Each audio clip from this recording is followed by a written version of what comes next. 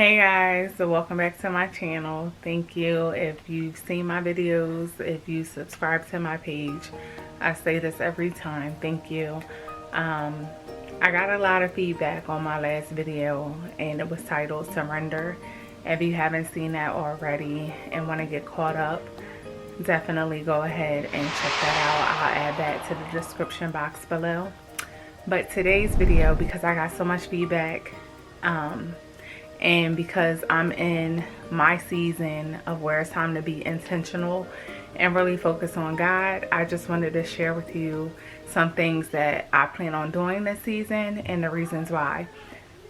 Just to give you like a little backstory, there's a season for everything. And there's a season to where people are getting married, having children, and things of that nature. I really don't have anything in mind. However, that does not mean that I'm going to sit here and not do anything.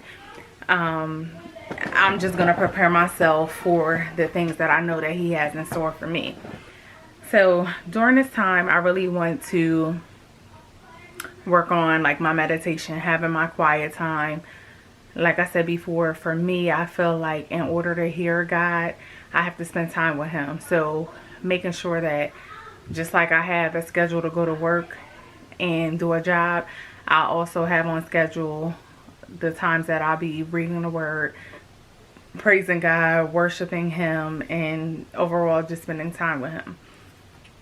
And I'm going to add some scriptures that have helped me. So like I said, I wasn't raised in the church, so I'm on this journey, and I like it this way. Like, I feel like it gives me the urge, like it puts the hunger inside of me to really pursue His Word and to see what He's saying in order to make me a godly woman.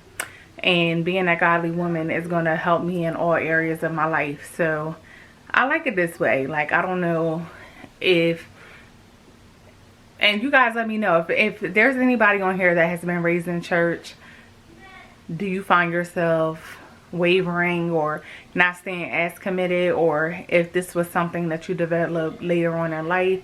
Is it something that your hunger for, or something that you found easier to adapt to versus you being forced to do it? I feel like when you're forced to do something, it feels like work, whereas when it's something that you desire to do, it's just something you look forward to doing. I could be wrong, but I'm just saying, like, this is the stage that I'm really desiring and enthusiastic about having in my life.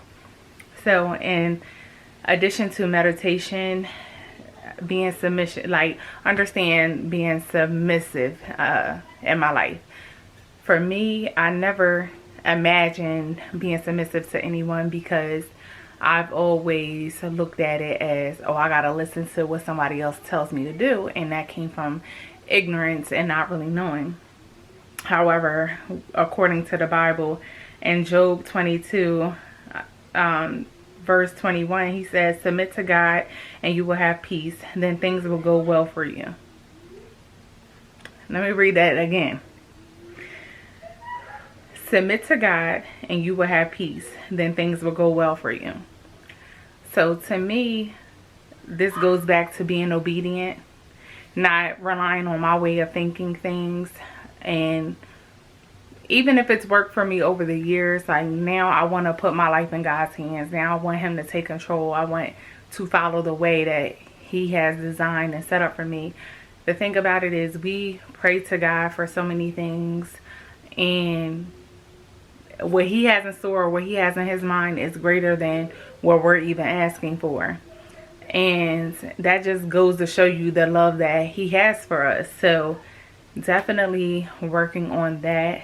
It's like when, again, like I refer to a job, when your boss tells you that they need X amount of work done by a certain time, you make sure to get that work done, or else that affects your job. So why not submit to God and show Him the same respect that we show other areas in our life? Solitude. So this is another verse that I found. It says, it's in Mark chapter 16 verse 31. Come with me by yourselves to a quiet place and get some rest. When I tell you, like, this past year has been ultra crazy, like, I really am enjoying this weekend because I'm at complete peace. Like, I have my niece, my oldest two kids, and then the babies with my aunt right now. But other than that, like, even though they're here, I don't know if you guys can hear or not, but it's like peace and quiet. Like, I feel like, again, that's when you can really hear God. Just give him that alone time. Give him that peace and quiet time to where you're not distracted, where you're not going to be tempted to look some way. I don't even recall cutting on anything to watch on TV today. I've really just been studying, having my face into the word, and really trying to soak up as much information as possible. And that brings me to the next thing in this stage is prayer. Devote yourselves to prayer, being watchful and thankful. And that's in Galatians chapter 4 verse 2. And this is something that you have to get better with. Like, I have to get better with. I'm sorry if I said that to anyone that's already doing it, but for me, I have to get better with it. I feel like when you're in your downtime or when you're going through something, that's when you pray. And the very first time that I started, like, the light bulb went off to in my head, like, how great God was when I was going through the process of buying my house. And the realtor that I had was very discouraging as far as finding me what I wanted. And he showed me, well, I found the house that I'm in now, and he showed me a house around the corner. And he was like, oh, I just think that we should look at both because it's not going to be on the market for long. And when I went to the other house, although the bones were the same, it was a distraction because I just couldn't imagine myself in that space. Like, the wall colors were not the way I wanted it to be. And I was, mind you, 7 months pregnant. I did not want to do any work other than moving and unpacking. Like, that was the only work that I wanted to do when I was going through the process of buying my house. So, being as though he was, like, discouraging, I called my dad and was like, oh, I hope I get this house. And, you know, like, I hope things work out for me. And the thing that my dad said to me was, because by this time, I had already looked at 8 other houses. In total, I looked at 10 houses. But he said, you're either going to worry or you're going to pray. You can't do both. And that stuck out to me because it's true. Like, if I pray for something, that means that I'm trusting in God. It might not happen when I want it to, but that's just, like, sometimes when stuff does not happen, it's for our own protection. And I put a post up today on my Instagram that basically said, be content in whatever season you're in. Like, some people feel like, okay, I'm going to pray today and then I'm going to wait for God to answer my prayers. He hears you immediately. Like, you don't have to keep praying every day to the same things. He hears you. But what he's looking for is, how bad do you want it? Usually when somebody wants something, like, I want this brand new BMW car, I don't have the funds to get it, I'm going to pray for it. But he might make a way for me to receive abundance funds, but you still have to do work. You have to be diligent about saving. You have to be very disciplined and intentional about getting the things that you want in life. If you're praying for a job, I think I said this in the last video, you could pray for a job. However, if you're not filling in applications, a job is not going to just land out of the sky. So that's what comes to mind. And sometimes when you're praying, you don't even want to ask for anything. Like, that's the season that I'm in right now. So I've just been praying, like, for other people, for my family, for the health and the protection, the storms that's going on where people are having to relocate from their homes. Like, it's so much more than what I could ask for that I feel selfish sometimes even uttering my mouth to ask for these things. Studying. One thing that I learned is, and it's kind of like a catch-22, not being raised in the church, I felt like I relied on other people to teach me about God instead of me doing the actual work. So when I was going through my journey of trying to find a church home, I would go into church, and when I found myself being in an environment to where the church was only focusing on the current events or race or whatever. Like, I kind of shied away from it, and the reason being is because I have little girls that are going to be going to school with different races, and it's not just always an all black thing or all white thing.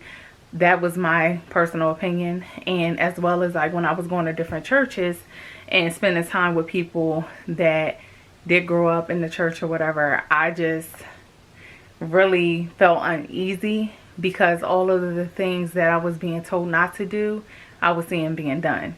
And I feel like, who am I to condemn somebody? So I try not to do that. But, you know, like, prime example, when I started reading the word and I started to understand about sins, I'm like, oh, okay, like, there's not one sin that's worse than the other. So why is there so much emphasis placed on homosexuality? You know what I mean? So I feel like the more I studied, the more I understood things, but some things are not for me to make a decision on. So just like homosexuality, it's no worse than an adulterer or somebody that gossips or overeating or whatever. You know, like, those are all things that are a sin. A sin is a sin. So those are things that, like, I learned and understand. However, I'm not here to judge. And when I was going to church, I felt like, oh, this is a lot of rules I got to remember. However, when I spent that alone time with God, I started to realize that I'm more of a spiritual person. It was the one interview, and if I could find it, I'm going to attach it below. But Kirk Franklin was on a Breakfast Club, and he was like, he considers himself to be a spiritual person. And he described the fact of, and hold on, sorry about that. He describes the difference. So he said that, just imagine him being stuck in a pond, like about to drown in a pond. For him, he said that religion is the people on the side of the pond, like, swim harder, like, kick your legs, like, hold your head above the water. They're doing all this yelling and screaming, but really not helping the situation. Whereas spirituality is somebody's riding by and see you out in that pond, and they stop their car, they get out, they come save you, and they help you. So from that day forward, you have a relationship with that person. You're able to be so grateful and thankful for what they have brought you out of, for saving your life. And that's, like, was the perfect thing to, like, describe where I am. I'm not here to, like, say, oh, you can't do that or you can't do that. That's a sin. This is a sin. Like, I'm not here to do that. All I'm here to do is pursue my journey and build my relationship with God and spread the word of God. Now, whatever somebody does from that point forward, I feel like I've accomplished my goal, but it also comes down to the point of what I'm saying. I read a really good book called Keep It Shut, and it's a referencing a lot in there of the Proverbs woman or whatever. And am I saying things out of love, or am I saying things to intentionally attack somebody? Like, it doesn't help to sit up there and say, hey, like, you're fat. Like, people know their size. People know if they're skinny. People, like, some things people have heard all their lives that is not going to do me any good to reiterate that stuff. And then another thing is, you just never know where people are in their lives. And there's so many people out here that are hurting themselves in numerous ways, whether that be substance abuse or mental health. Like, I just don't believe in that. And I will say that when I've had friendships or relationships, some things that I endured, I didn't always go to them with love. So I feel like that is why it was important for me to have that alone time. Because even if you go to church and the pastor or whoever reads the scripture, what he may hit on or talk on may be something completely than the perspective that I received from it. So basically what I referred to or found in this was, I will study your teachings and follow your footsteps. And that is a part of me studying his word. So some other things that I have is things that I'm also in.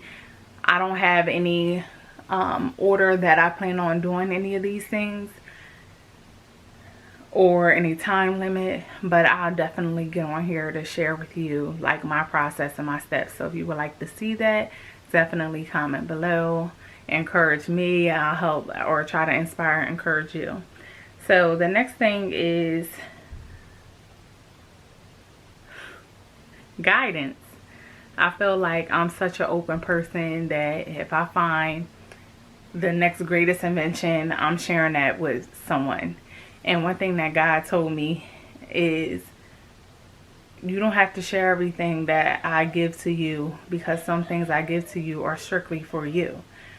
And what he told me was, well, the scripture that I'm going to refer to is, plans fail for lack of counsel, but with many advisors they succeed. So that's just like somebody who want to go out here and start a business, but they are not very business minded. Without you consulting with someone about your business, somebody that maybe has had a business before, knows the in and out, the goods and the bads, like you might run into situations, or let me say it like this, it may be beneficial for you to consult that person because they know, even if it's not no longer around, they can, like for me, I like to tell people, like, word of advice, I had a hard time when I was doing this. So if this was something that I had a hard time on, maybe research and find alternate methods so that if you run into that situation, you know a plan B to get around it. Or take a business class. Like there's several funds and grants available for people that want to start a business. Like you just don't want to jump into the water. You want to have a business plan. You want to be prepared for any and everything that comes at you, or at least understand that there may be something. So that's where that guidance comes in at. Sometimes I seek the word of wisdom from my friends or family, and these are not people that may particularly have my vision.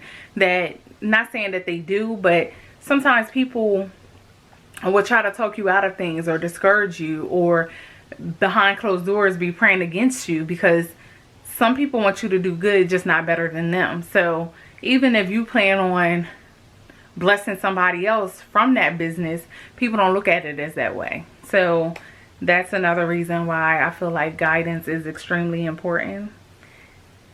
Another thing that I had notes on, and I'm sorry, I have things written down, is fasting. I feel like fasting is a great way to get closer to God. I remember in the Bible when they were talking about Jesus going on a fast, and the devil presented him, or was like, you know, eat this or whatever. And he was like steadfast on like, no, I'm not eating it. I'm not breaking my fast. But it's like certain things become clearer to you by doing a fast. Prime example, I was listening, a woman gave me an awesome testimony at how she knew God was talking to her. Like, in order to discern what God is telling you and what the devil is here to do, is God is going to always encourage you to do something good, even if it's not for yourself. The devil, on the other hand, he don't want you to do any good except for to him. So she was telling me about how she was in a grocery store and she was down to her last $20 or whatever, and God told her to give it to the woman. She knew it was God because, like I said, the devil's not going to tell you to he's not going to tell you to do anything good like that. And that's just something that I refer back to. Like, don't try to be so, like, just listen, just be obedient, fast. And there's several different fasts. So that's something that my stepmom gave me a book on previously that explained it. And my camera's about to die, so I'm gonna switch batteries. And I'm back. So thank God I kept my camera. God told me to keep my camera because I had 2 batteries now. So one I'll be able to use as a backup. But I just want to circle back around for guidance because one thing that you're going to realize in whatever walk you decide to make with God is that some relationships are going to change, because you'll start to put boundaries, and people are going to either accept those boundaries or they're going to feel offended. And it's so crazy because, like, my walk is my personal walk in connection with God. It's not anything that I'm trying to drill into somebody else or go with anyone else. It's not something that, like, I'm telling God I'm the victim, or, you know, bringing up past relationships or things like that. No, it's like me starting from this day going forward, the relationship that I desire to have with God. Therefore, all these other relationships, I've either made my peace or said peace to them. So I just thought that it was so funny, because earlier today I had a conversation with someone saying, hey, like, what's going on? Are you talking about me? And anything that I post, I try to inspire somebody else with. So a hit dog will holler, number one. And number two, it's just funny to me how there's so much negativity. And this is how you can discern. Like, if it was something God driven, God would not have picked up the phone and said, oh, such and such, she made this post about you. Whereas the devil was going to be like, she going there talk about you, dog, like, da da da da. Nothing of the sort. Like, so the devil's going to come in and try to kill, steal, and destroy. So just definitely be mindful of that, and know that God will provide all your needs. I don't have to bash, talk about anybody. That's not godly. That's not a godly woman. Like, if I can't come to somebody out of love and talk to them, then I'm not doing the assignment that he gave to me. So I just wanted to put that out there. Thanks but no thanks. Whoever tried to deliver that message, it was returned to sender. So I just wanted to say that. But back to what I was saying. So fasting is very important, and especially like in a time like this, to where you don't know. It's not to be like, oh, I need to lose these next 10 pounds, even though some people has been reported that they do. That's not the goal or intention. And that's something else that, if you do decide to fast in your journey, read your word. Like, see what God, ask God to tell you what kind of fast that he would like to do. What would he like you to give up? Does he want you to give up social network, like being on your phone as much? Like, does he want you to just be on a fruit and vegetable fast or a liquid fast? Like, find out from God. Because in talking to people, when, like I said, I was referring on other people to tell me like what I needed to do, they're gonna say, oh, you ain't supposed to eat that, you ain't supposed.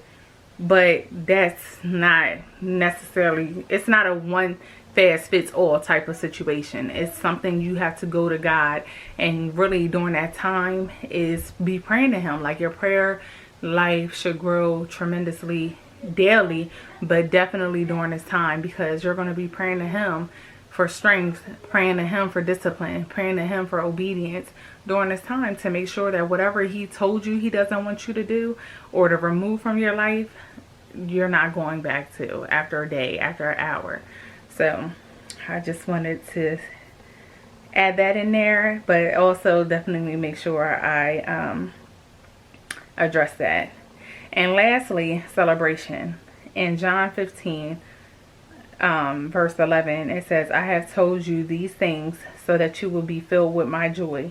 Yes, your joy will overflow. And let me tell you something. God has been so good to me, like getting me out of situations that I felt like, had he not closed the door, I would still be in an uneasy mode. Had he not showed me different things, I would still be looking through the same lens. Had he not been gentle with me, I would have been rough in other areas. So I definitely thank God daily for being patient with me, for putting things in front of me, even if it wasn't something I was raised into, showing me that I could break generational curses, and I could be teaching my kids the word of God, and showing them and talking to them in love. because how I started out, which is not too late. I have now a 10, a 6, and a almost 1-year-old. But just coming to them in love so that they can give love in return. I thank you so much for sticking with me in this video. I would love to hear from you. Definitely talking to people after I post these videos, give me ideas if you have something in mind. Also, like I said in the last video, I have other content. However, I was on a vacation from education. But pray for me because I start back up school Monday, well Tuesday, and so, well, Monday for me. My kids start back on Tuesday because of the holiday, and I will be in them books and in this Bible, and excuse me, I will be in these books until December 16th, but I will be in this Bible for the rest of my life. But again, thank you guys for your time. If you like what you saw, please subscribe, cut on your notification bells, and comment. I try to respond to everybody, create dialogue or whatever. But definitely thank you again for your time. Have a great day.